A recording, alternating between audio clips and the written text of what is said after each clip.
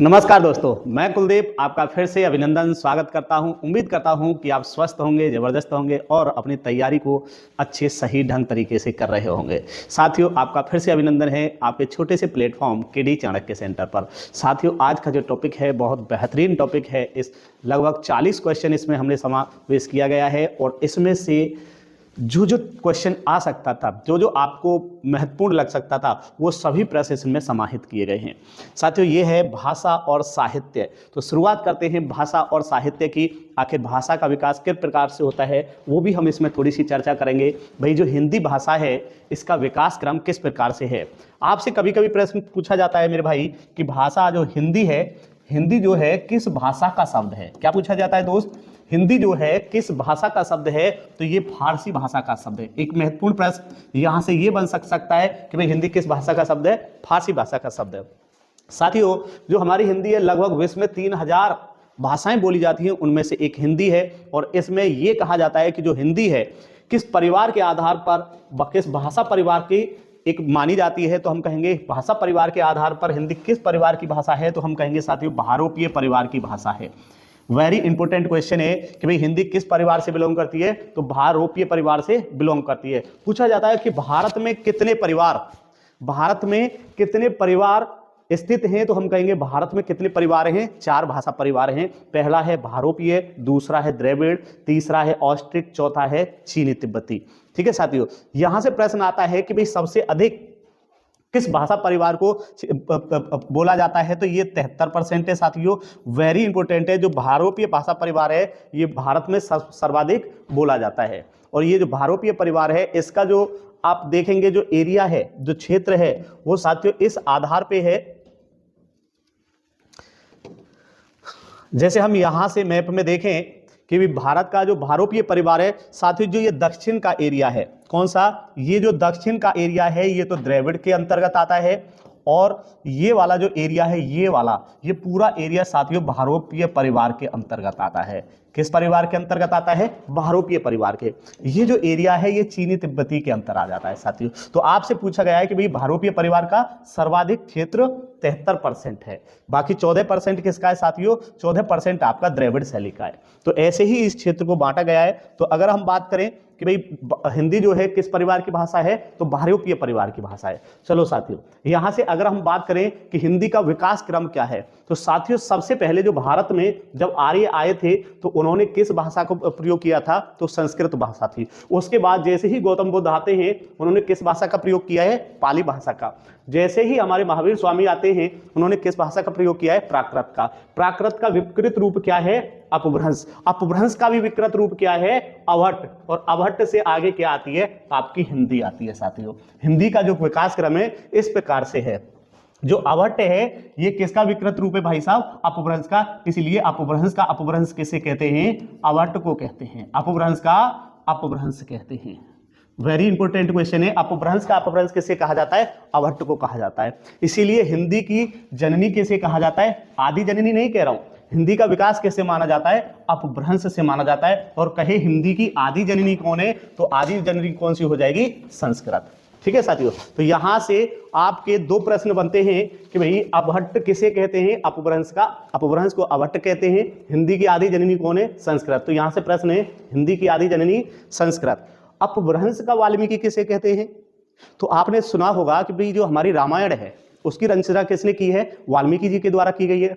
इसी आधार पे अगर हम किसमें कहें अपभ्रंश के मामले में, तो भाई पऊ चिरऊ एक रचना है जो किसकी है? स्वयंभू की। इसका मतलब है राम काव्य। इसी आधार पर स्वयंभू को क्या कहा जाता है? अपभ्रंश का वाल्मीकि कहा जाता है मेरे दोस्त। तो वेरी इंपॉर्टेंट क्वेश्चन है, थोड़ा ध्यान से करना है इसे कि भैया अपभ्रंश का वाल्मीकि किसे कहते हैं? तो इसे कहते हैं स्वयंभू को।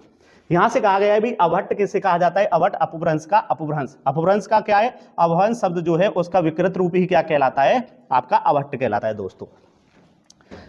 चलिए यहां से बात करते हैं प्रश्नों की। कह रहा है कि भाई हिंदी साहित्य के इतिहास के किस काल को वीर गाथा काल कहा जाता है? साथियों, जब अगर हिंदी साहित्य की बात की जाती है तो उस टाइम पे जो काल था, जो आदि काल है, क्या है? आदि काल है। उसी को साथियों क्या कहा जाता है? वीर गाथा काल के नाम से जाना जाता है। आपसे कहेगा हिंदी साहित्य को कितने काल विभाजनों में बांटा गया है, तो यहां से ऑप्शन क्या हो जाएगा? आदिकाल को किस नाम से जाना जाता है कि भाई वीर गाथा काल के नाम से जाना जाता है। अगर हम इसमें बात करें हिंदी साहित्य का काल विभाजन कितना है तो इसे 4 भागों में बांटा गया है। पहला है आदिकाल जो 1050 से कितने का है 1375। दूसरा है साथियों भक्ति काल, दूसरा क्या है भक्ति काल, जैसे संगीत काल भी कह सकते हैं, 1375 से कितना है 1700 ईस्वी तक का है। रीति काल कब का है साथियों, तो रीति काल है आपका 1700 से 1850। जो आधुनिक काल है आपका वेरी इंपॉर्टेंट है, आधुनिक काल कहां से चालू होता है 1850 से आगे तक का काल क्या है, अब तक का जो काल है सब क्या है आधुनिक काल है। इस आधुनिक काल को ही भारतेंदु युग भी कहते हैं साथियों। क्या कहते हैं, भारतेंदु युग।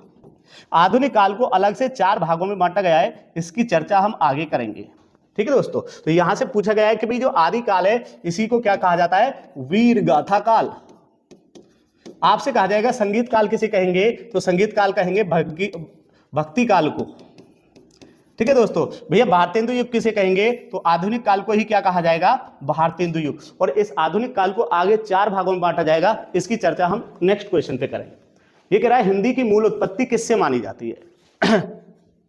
साथियों अगर हिंदी की उत्पत्ति के बारे में बात करें तो हमने कहा था कि भाई जो अपभ्रंश है, क्या है अपभ्रंश, ये सब क्या है अपभ्रंश है, ये सब क्या है अपभ्रंश है। तो यहां से जो हिंदी की उत्पत्ति किससे होती है, अपभ्रंश से।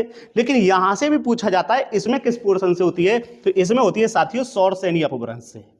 किससे होती है, सौरसेनी अपभ्रंश से क्या हुई है, हिंदी की उत्पत्ति मानी जाती है। जैसे मैं कहूं भाई जो अपभ्रंश है आपका कितने प्रकार का होता है, इंपॉर्टेंट क्वेश्चन है, अपभ्रंश कितने प्रकार का होता है, तो अपभ्रंश के जो भेद हैं साथियों 6 भेद हैं। वेरी इंपॉर्टेंट है, अपभ्रंश के कितने भेद हैं 6, और इसमें पहला जो है वही है सौरसेनी। सौरसेनी का मतलब है ऐसा क्षेत्र जहां सूर्यभूरों की जो भूमि है उसी को कहा गया है सौरसेनी क्षेत्र। जैसे मैं कहूं पश्चिमी हिंदी, ये पश्चिमी हिंदी का जो एरिया है हरियाणा का है, थोड़ा बहुत राजस्थान का भी है, लेकिन यूपी को मिलाकर क्या बनता है पश्चिमी हिंदी। हरियाणा और यूपी, क्या मेरे भाई, हरियाणा और पश्चिमी यूपी को बनाकर क्या बनता है हमारा पश्चिमी हिंदी का क्षेत्र।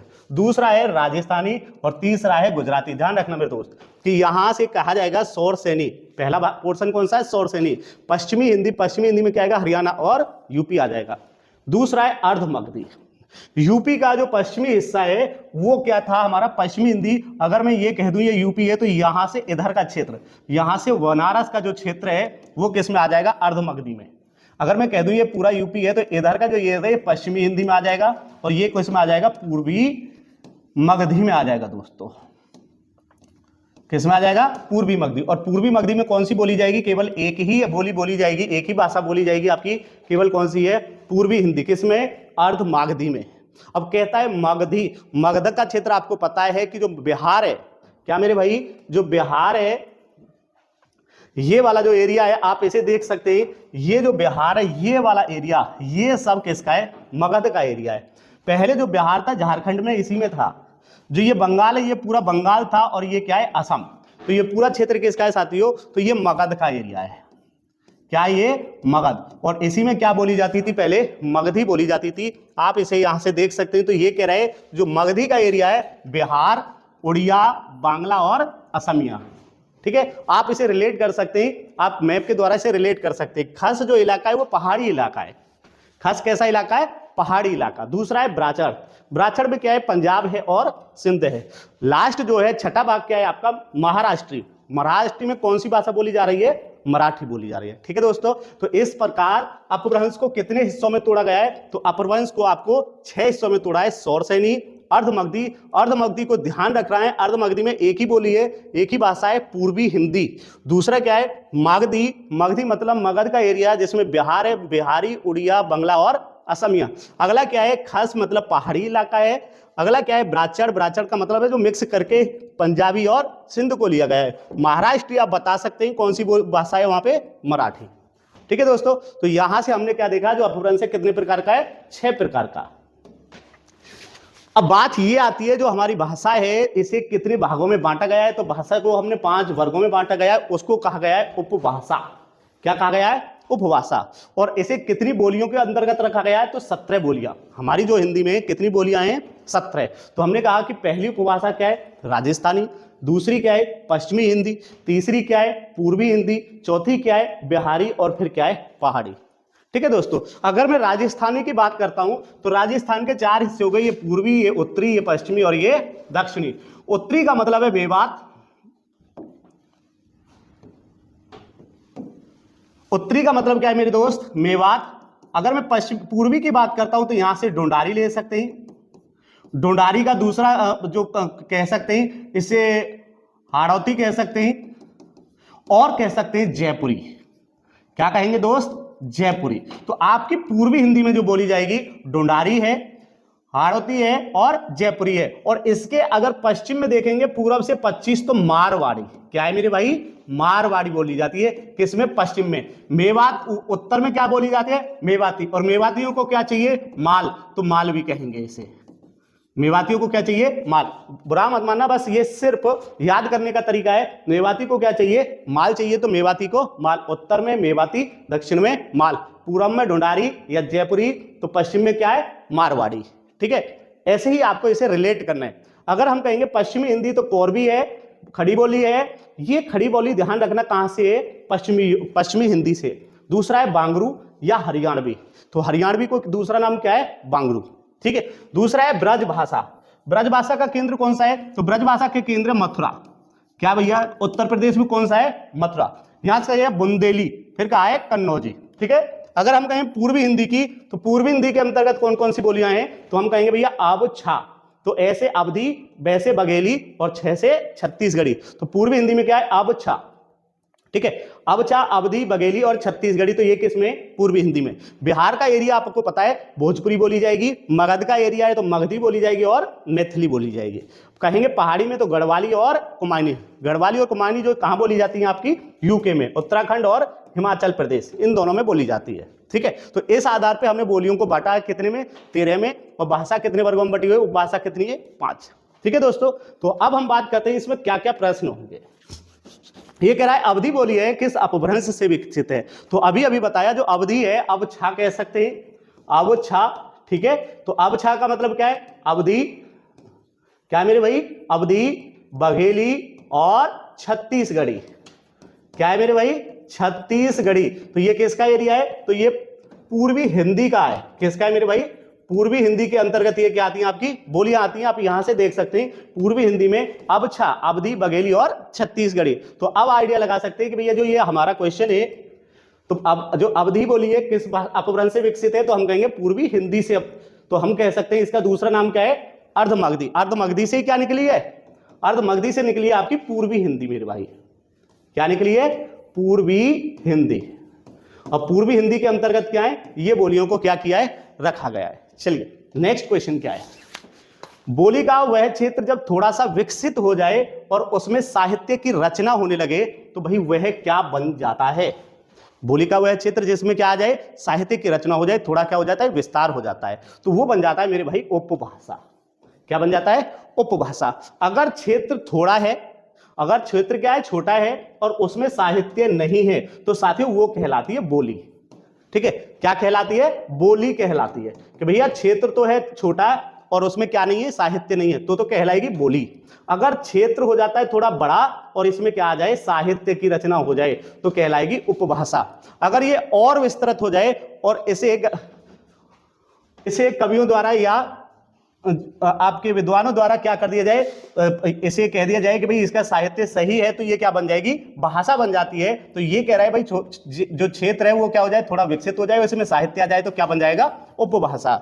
नेक्स्ट क्वेश्चन देखिए, हिंदी साहित्य का आधुनिक काल सामान्यतः कब से माना जाता है। वेरी इंपॉर्टेंट क्वेश्चन है दोस्तों। तो हिंदी साहित्य का साहित्य काल कब से माना जाता है, 1850 से। जैसा कि हमने बताया कि भाई जो हमारा हिंदी साहित्य काल है कब, कितने भागों में विभाजित है, तो हिंदी साहित्य काल हमारे 4 भागों में था, आदिकाल, रीतिकाल, भक्तिकाल, रीतिकाल और आधुनिक काल। और आधुनिक काल कब से है, 1850 से आगे हम क्या कहते हैं, आधुनिक काल है। चलिए दोस्तों, तो हिंदी साहित्य का आधुनिक काल कब से माना जाता है, तो 1850 से। नेक्स्ट क्वेश्चन क्या होगा, आधुनिक काल को पुनः, ये तो इसमें बताया गया है, जो हमने बताया भाई आधुनिक काल को पुनः कितने भागों में बांटा गया है, 4 भागों में। भारतेंदु युग है, पहला कौन सा है, भारतेंदु युग, 1850 से 1893। स्पेशली भारतेंदु जो कवि हैं उनके नाम पर ही क्या पड़ गया है, भारतेंदु युग। अगला क्या है, द्विवेदी युग, अगला क्या है, छायावाद युग। याद रखना कि छायावाद युग में कौन कौन से कवि आते हैं, तो इसमें जैसे महादेवी वर्मा है, जयशंकर प्रसाद है, ये सब किसमें आते हैं, छायावाद में। उसकी हम एक अलग से कृतियों की जब रचना लाएंगे, रचना और कृतियों की वीडियो बनाएंगे, उसमें इनको सबको रखेंगे। चलिए अगला क्या है मेरे भाई, ब्रज भाषा का केंद्रीय क्षेत्र क्या है। तो पता है कि भाई ब्रज भाषा सर्वाधिक कहां बोली जाती है, मथुरा वृंदावन में क्या बोली जाती है, ब्रज भाषा बोली जाती है। तो यहां से इंपोर्टेंट जो बातें हैं वो आप देख सकते हैं कि ब्रज भाषा के केंद्रीय क्षेत्र में मथुरा आता है, और ब्रज भाषा कहां से ली गई है, सौर सैनी अपभ्रंश से क्या ली गई है, ब्रज भाषा ली गई है। दूसरा है इलाहाबाद और लखनऊ का जो क्षेत्र है, तो साथियों ये किसमें आता है, अवधी भाषा के अंतर्गत आता है। किसमें आता है, अवधी। अब अवधी में बात करें, वाराणसी की बात करें तो किसमें आता है, भोजपुरी में आता है साथियों। किसमें आता है, भोजपुरी। पूछा जाएगा, वेरी इंपॉर्टेंट है कि जो वाराणसी है ये किस भाषा क्षेत्र के अंतर्गत आता है, तो भोजपुरी। आपका इलाहाबाद और लखनऊ किसमें आता है, अवधी। और ये दोनों किस अपभ्रंश से हैं, तो ये आप मुझे कमेंट बॉक्स में लिख के बताएं किस अपभ्रंश से हैं। संविधान के किस अनुच्छेद में हिंदी को राजभाषा तथा इसकी लिपि देवनागरी कहा गया है। साथियों तो हम कहेंगे कि भाई हिंदी को राजभाषा और देवनागरी किस में कहा गया है, 343 में कहा गया है कि भाई हिंदी की भाषा क्या होगी, राजभाषा, भारत की राजभाषा क्या होगी, हिंदी, और लिपि क्या होगी, देवनागरी। अगर आपसे भाग पूछता है तो भाग कौन सा है साथियों, 17 इसका क्या है, भाग है। जैसे निम्नलिखित में से कौन सी बोली उत्तर प्रदेश में बोली जाती है, तो साथियों ये पूछ रहा है बांगरू, हाड़ौती, बुंदेली या कन्नौजी। तो उत्तर प्रदेश में कौन सी बोली जाती है, कन्नौजी। हिंदी साहित्य को कितने कालखंडों में बांटा गया है, तो हिंदी साहित्य को कितने कालखंडों में बांटा गया है, तो हिंदी साहित्य को कितने कालखंडों में बांटा गया है, 4 कालखंडों में बांटा गया है। पानी दिया।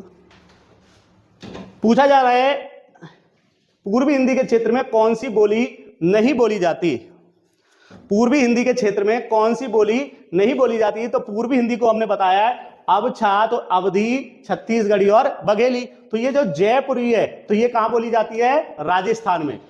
कहां बोली जाती है, राजस्थान में। इसलिए आंसर क्या होगा, जयपुरी जो है पूर्वी हिंदी के अंतर्गत नहीं बोली जाती। हिंदी भाषी राज्य के अंतर्गत कौन सा राज्य नहीं है, तो हिंदी भाषी राज्य के अंतर्गत तो हमें पता है कि जो महाराष्ट्र है इसमें कौन सी भाषा बोली जाती है, मराठी। तो यही एक ऐसा राज्य है जो हिंदी भाषी क्षेत्र के अंतर्गत नहीं है। उत्तर प्रदेश में हिंदी बोली जाती है, बिहार में हिंदी बोली जाती है, झारखंड में भी हिंदी बोली जाती है। चलिए, ब्रज हिंदी की किस उपभाषा के अंतर्गत आता है, कि पहाड़ी हिंदी, पश्चिमी हिंदी या पूर्वी हिंदी या राजस्थानी हिंदी। राजस्थानी में तो नहीं आता है। पूर्वी हिंदी में क्या आता है, अवछा, अवधी आता है, और छत्तीसगढ़ी आता है, और बघेली आता है। तो ये किस में आते हैं, पूर्वी हिंदी में। पहाड़ी में आपका गढ़वाली हो गया और कुमायूनी हो गया। तो पश्चिमी हिंदी में क्या आ जाएगा आपका, तो पश्चिमी हिंदी में कौन सा आ जाएगा आपका, ब्रज भाषा आ जाएगा। साथियों अगर ऐसे नहीं पता है तो आप ये चार्ट देख लिया करना, इसमें सारे लिखे हैं। ये कह रहा है जो हमारी पश्चिमी हिंदी है दोस्तों, तो पश्चिमी हिंदी में आपका ब्रज भाषा आता है, बुंदेली आता है, कन्नौजी आता है, कोरबी आता है, खड़ी बोली आता है, बांगरू आता है, हरियाणवी आता है। तो ये सब किस में आते हैं, पश्चिमी हिंदी में। चलिए, तो पूछा जा रहा है जयपुरी का स्थानीय नाम क्या है। तो साथियों अगर जयपुरी का स्थानीय नाम की बात करता है तो जयपुरी का स्थानीय नाम है ढोंडारी या हाड़ौती। ढोंडारी या हाड़ौती क्या है, जयपुरी का स्थानीय नाम है। और जयपुरी कहां, कौन से राजस्थान में बोली जाती है, तो ये पूर्वी राजस्थानी। कैसी है, पूर्वी राजस्थानी की बोली है साथियों। कैसी है, पूर्वी राजस्थानी की क्या है, बोली है। तो साथियों आप नेक्स्ट क्वेश्चन की बताएं।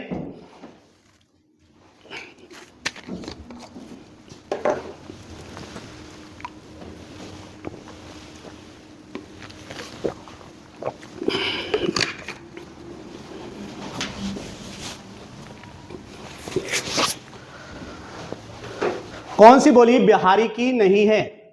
ठीक है, अगर हम बिहार की बात करें तो भैया भोजपुरी बोली जाती है, मगधी, मगही, मगध से मिली है। और जयपुरी कहां की बोली जाती है, राजस्थान की। तो यही कौन सी है कि जो बिहार में नहीं बोली जाती। तो यही क्या हो जाएगा, आपका ऑप्शन करेक्ट हो जाएगा। नेक्स्ट क्वेश्चन बताइए।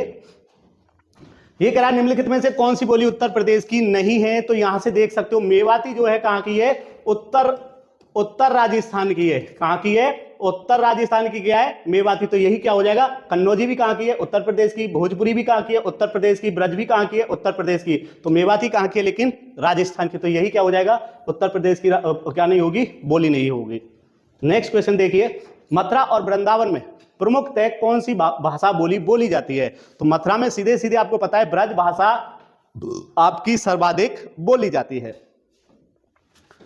अच्छा, यहां से आपसे पूछने लगे कि भाई मराठी कहां से बोली जाती है, तो महाराष्ट्र हो गया।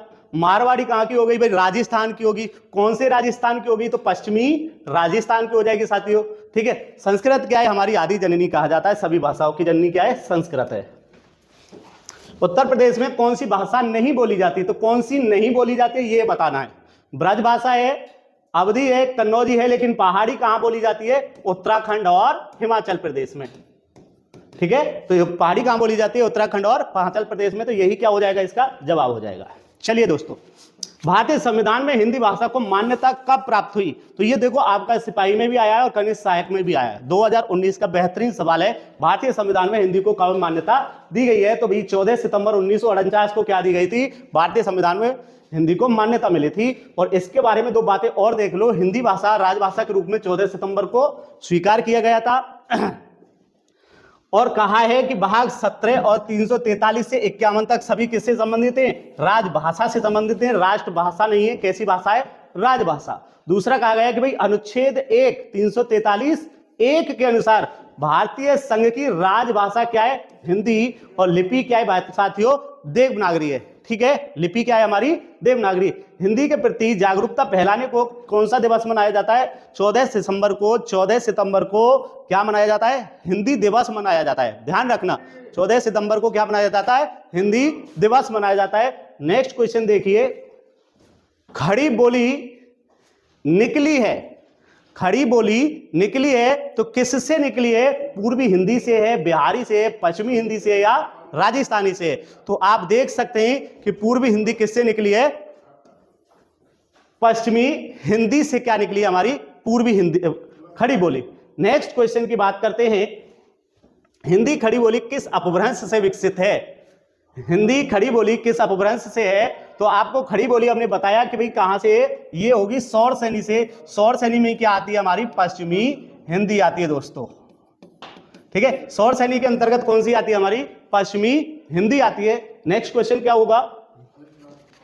कन्नड़ का संबंध किस भाषा से है? तो साथियों हमने बताया जो कन्नड़ है ये कहां से बिलोंग करेगी? द्रविड़, जो दक्षिण का क्षेत्र है, 14% जो दक्षिण एरिया का क्षेत्र है, जिसमें देखो आप मैं ये दिखा दूं, ये वाला जो एरिया है, ये वाला जो एरिया है, ये सब क्या है? दक्षिण का क्षेत्र है। तो यहां पर जैसे केरल है, तमिलनाडु है, कर्नाटक है, जैसे कर्नाटक में कन्नड़ बोली जाती है, केरल में मलयालम बोली जाती है, तो ये सभी क्या है? हमारे द्रविड़ क्षेत्र से संबंधित हैं। तो इसी पर आधारित आपसे पूछा गया है कि भाई कन्नड़ का क्षेत्र, कन्नड़ का संबंध किस भाषा परिवार से है? तो इसका परिवार किससे है? द्रविड़ भाषा परिवार से है। नेक्स्ट क्वेश्चन क्या होगा दोस्तों? छत्तीसगढ़ी किस भाषा की बोली है? तो छत्तीसगढ़ी आपकी किसकी है? तो ये है पूर्वी हिंदी की। अब छा, ध्यान रखना, अब छा तो किसकी है? पूर्वी हिंदी की। नेक्स्ट क्वेश्चन क्या है? हाड़ौती बोली किससे संबंधित है? तो मैंने बताया हाड़ौती बोली पूर्वी राजस्थान से संबंधित है। पूर्वी राजस्थान में क्या है? जयपुरी, क्या है साथियों? जयपुरी और ढूंढारी, ये दोनों ही कहां से? पूर्वी राजस्थान से। तो ये कह रहा है हाड़ौती भी किससे संबंधित है? हमारी पूर्वी राजस्थान से संबंधित है। पश्चिमी राजस्थान से पूछा जाएगा तो मारवाड़ी, पश्चिमी राजस्थान से पूछा जाएगा तो मारवाड़ी। अगर दक्षिणी राजस्थान से पूछता है तो साथियों तो मालवी हो जाएगी। क्या हो जाएगी? मालवी। उत्तरी से क्या हो जाएगी? मेवाती। उत्तरी से कौन सी हो जाएगी? मेवाती। तो साथियों इनको ध्यान रखना। नेक्स्ट कह रहा है भारतीय संविधान में किस भाषा को राजभाषा के रूप में स्वीकृत किया गया है? तो भाई हिंदी को क्या किया गया है? राजभाषा के रूप में 14 सितंबर 1949 को क्या गया है? स्वीकृत किया गया है। ठीक है, 14 सितंबर 1949 को क्या किया है? स्वीकृत। और इसीलिए 14 सितंबर को क्या मनाया जाता है? हिंदी दिवस मनाया जाता है। किसके रूप में? कि भैया हिंदी की जागरूकता फैलाने के संबंध में। ठीक है, चलिए, भारतीय संविधान में हिंदी भाषा को राजभाषा के रूप में स्वीकार किया गया, ये तो बता चुके हैं। हिंदी की आदि जननी, तो हिंदी की आदि जननी क्या है? संस्कृत। हिंदी की आदि जननी क्या है? संस्कृत। निम्न में से कौन सी बोली पूर्वी हिंदी के अंतर्गत नहीं आती? किसके अंतर्गत नहीं आती? पूर्वी हिंदी के अंतर्गत। कौन सी आती है? अवधी, बघेली और छत्तीसगढ़ी, ये सब किस में आती हैं? पूर्वी हिंदी के अंतर्गत आती हैं। तो इसमें कौन सी नहीं आएगी? तो भाई अवधी हो गई, बघेली हो गई, छत्तीसगढ़ी। तो ये मगधी कहां से है? बिहारी से संबंधित है। मगध कहाँ स्थित है? बिहार में। तो मगधी कहाँ से? बिहारी से संबंधित है। ऐसे कनेक्ट करेंगे। निम्नलिखित में से कौन सी बोली राजस्थान हिंदी के अंतर्गत आती है? तो राजस्थान के हिंदी के अंतर्गत कौन सी आती है? मेवाती। मगही किसके अंतर्गत आती है? बिहारी के अंदर। कन्नौजी किसके आती है? पंजाब पश्चिमी हिंदी के अंतर्गत। बघेली किसके अंतर्गत आती है? पूर्वी हिंदी के अंतर्गत आती है। हिंदी के अतिरिक्त कौन सी भाषा देवनागरी लिपि में लिखी जाती है? इंपोर्टेंट क्वेश्चन है, ध्यान रखना भाई। कौन सी भाषा, हिंदी के अतिरिक्त कौन सी भाषा देवनागरी लिपि में लिखी जाती है? तो साथियों ये है नेपाली। कौन सी है? नेपाली जो भाषा है इसकी भी लिपि कौन सी है? देवनागरी। पश्चिमी हिंदी के अंतर्गत कौन सी बोली आती है? तो पश्चिमी हिंदी के अंतर्गत कौन सी आती है? कन्नौजी। मेवाती राजस्थान से है, बघेली पूर्वी से है और मगही बिहारी से है। ये इनसे कनेक्ट कर लेना। ये आपका चार्ट मैंने इसमें रख दिया है। और अगर किसी भाई को इसकी पीडीएफ चाहिए तो वो इस कॉन्टेक्ट पर व्हाट्सएप करके हमें बता दे, हम उसे ये पीडीएफ प्रोवाइड कर देंगे। ये लिख लेना भाई 96 34 83 52 28। इस नंबर पे आप व्हाट्सएप कर सकते हैं कि भाई हमें ये पीडीएफ चाहिए, हिंदी साहित्य के नाम से डाल देना, तो हम उनको ये पीडीएफ भेज देंगे। मानक हिंदी का आधार क्या है? तो मानक हिंदी का आधार क्या है मेरे दोस्त? खड़ी बोली को क्या कहा जाता है? मानक हिंदी का आधार कहा जाता है, श्रेष्ठ बोली कहा जाता है। नेक्स्ट क्वेश्चन क्या होगा? पूर्वी हिंदी विकसित किससे हुई है? तो पूर्वी हिंदी हमने बताया है, पूर्वी हिंदी किससे हुई है? अर्ध मगधी से हुई है साथियों। कहां से हुई है? अर्ध मगधी अपभ्रंश से हुई है। आप ये चार्ट जरूर याद कर लेना, इसमें से आपका प्रश्न बनेगा ही बनेगा, ये वाला चार्ट। तो ये कह रहा है जो पूर्वी हिंदी का जो विकास हुआ है साथियों, कहां से हुआ है? अर्ध मगधी अपभ्रंश से माना जाता है पूर्वी हिंदी का विकास। ठीक है दोस्तों, चलिए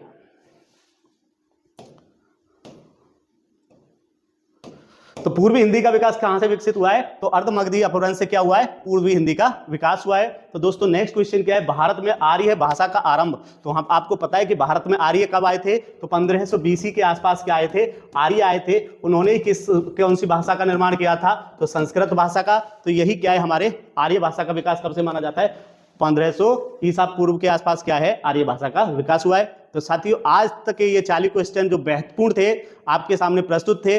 अगर आपको वीडियो अच्छी लगती है और आप हमारे साथ पहली बार जुड़े हैं तो चैनल को सब्सक्राइब करें, लाइक करें और दोस्तों के साथ शेयर करें। नमस्कार।